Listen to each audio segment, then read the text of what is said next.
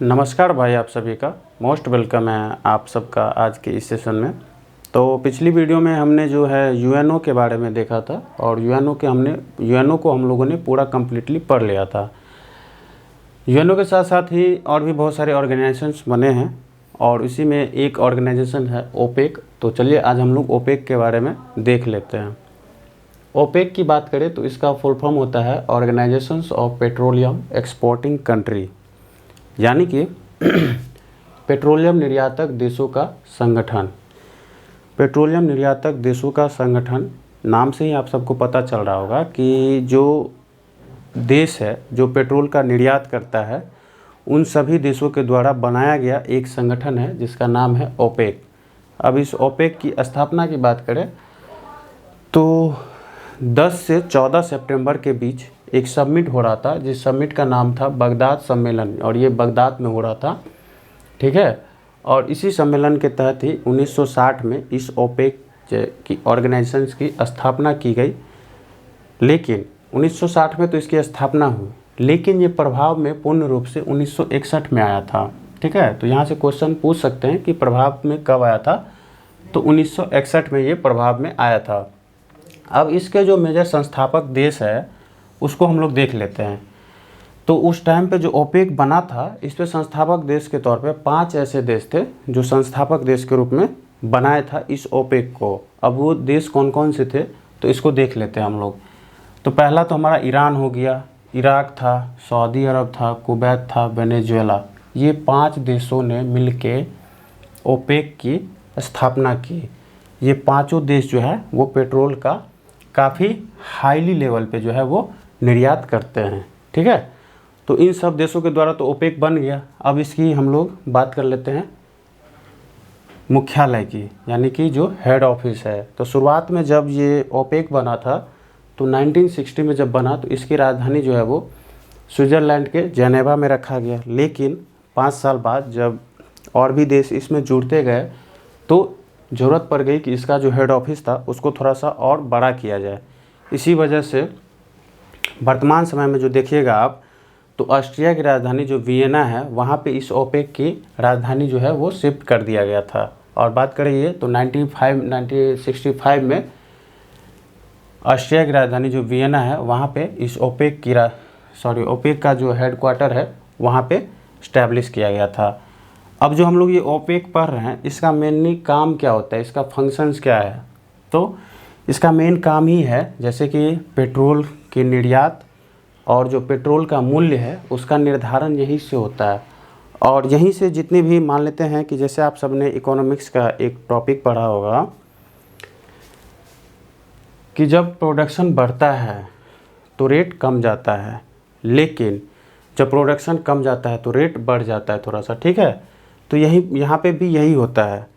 जब पेट्रोल निर्यात जो है वो ज़्यादा होने लगता है तो पेट्रोल की जो रेट है उसमें कमी आती है, लेकिन निर्यात जब कम हो जाती है, ये लोग जब निर्यात कम करते हैं तो पेट्रोल का रेट जो है वो काफ़ी बढ़ जाता है।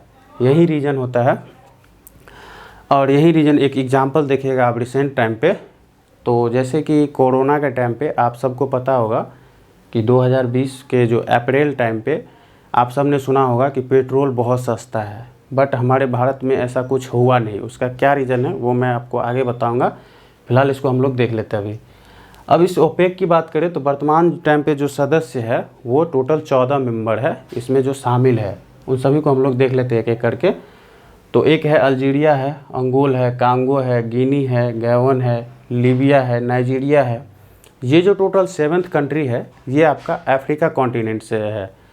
और जो है ईरान, इराक, कुवैत, सऊदी अरब, यूएई, ये सारी जो बात करेंगे तो ये वेस्ट एशिया की कंट्री है। और भी जो 2 कंट्री है, एक है वेनेजुएला और है इक्वाडोर, इसकी बात करें तो ये साउथ अमेरिका की है।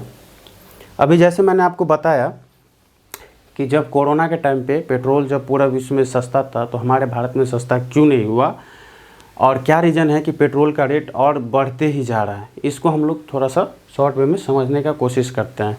देखिएगा और आप बताइएगा कि ऐसा क्यों होता है और इस पर थोड़ा ध्यान दीजिएगा। तो जैसे कि आप सबको पता होगा कि कोई भी चीज़ जैसे सस्ता होती है, अगर मान लेते हैं कि गोल्ड की बात करें तो गोल्ड ही अगर मान लेते हैं सस्ता होगा तो जाहिर सी बात है आप ख़रीद के स्टोर कर लोगे, जैसे कि कोरोना के टाइम पे आप सबको पता ही था कि जैसे लॉकडाउन लगने वाला है, आप सब ने खरीद के स्टोर कर लिया। तो ऐसे ही जो पेट्रोल होता है वो एक्चुअली उसका जो प्रोडक्शन होता है वो बैरल में होता है, और एक बैरल जो होता है वो 159 लीटर का होता है। और जब कोरोना के टाइम पे आप सबको पता होगा, पेट्रोल तो ये लोग एक्सपोर्ट कर रहे थे, बट क्या हुआ, सप्लाई तो ये लोग कर रहे थे बट डिमांड नहीं था, क्योंकि उस टाइम पे सब जूझ रहे थे, आर्थिक संकट से जूझ रहे थे, कोरोना की वजह से जूझ रहे थे, इसी वजह से इसका सप्लाई नहीं हो पा रहा था। और ऐसा पहली बार हुआ कि 2020 में जो पेट्रोल का रेट है, पेट्रोलियम का रेट है, वो काफ़ी कम गया, और इसका रेट उस टाइम पे जो हो गया था $40 पर बैरल हो गया था। ठीक है, ये बैरल है, ठीक है, बैरल है। और इसको जब आप इंडियन रुपीज़ में कन्वर्ट करोगे तो ये 18 रुपये पर लीटर हो जाता है। अब देखिए नॉर्मल जो होता है, नॉर्मल प्राइस जो होता है उस टाइम पे 65 जो डॉलर होता है पर बैरल बिकता है। और इसको अगर आप देखिएगा इंडियन रुपीज़ में कन्वर्ट करके तो ये 28 रुपये पर लीटर हो जाता है। देखिए इसमें अंतर कितना का है, 10 रुपये का अंतर है उस टाइम पे। ये 10 रुपये का छोटा अमाउंट मत समझिए, क्योंकि आप अनुमान लगाइए कि इतना बड़ा देश है भारत, और इसमें एक दिन में कितना पेट्रोल जो है वो खपत होता है, इस हिसाब से जोड़िएगा तो कितना मिलियन में उसका जो है सो रेट चल जाता है। लेकिन ऐसा क्या हुआ जो हम स्टोर नहीं कर पाए।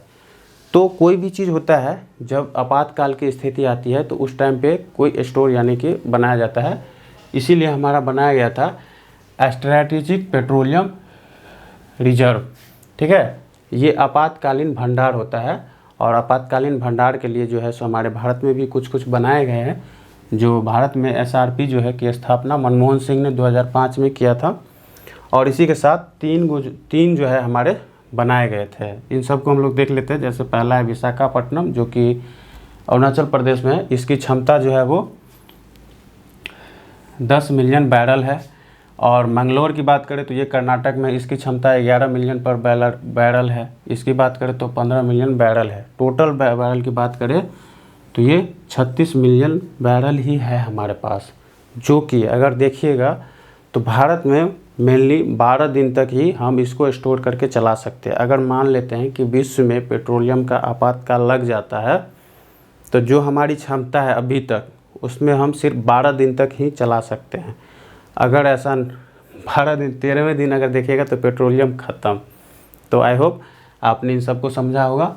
मिलते हैं नेक्स्ट वीडियो में, तब तक के लिए जय हिंद, बाय बाय, टेक केयर।